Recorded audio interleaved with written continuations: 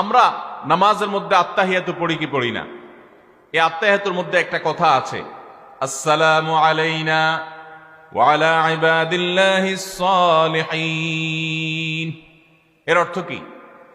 এর অর্থ হলো, হে আল্লাহ, নামাজের মধ্যে নামাজরত অবস্থা দোয়া, এখানে দোয়া করছে মুসল্লি, হে আল্লাহ আসসালামু আলাইনা, আল্লাহ আমার প্রতি শান্তি বর্ষিত হোক, আমাদের প্রতি শান্তি বর্ষিত হোক, ওয়া আলা ইবাদিল্লাহিস সালিহিন, এবং আল্লাহর যত নেককার বান্দা আছে সারা পৃথিবীতে, সারা দুনিয়াতে যত নেককার বান্দা আল্লাহর আছে, এই সকল নেককার বান্দাদের প্রতি আপনি শান্তি বর্ষিত করেন।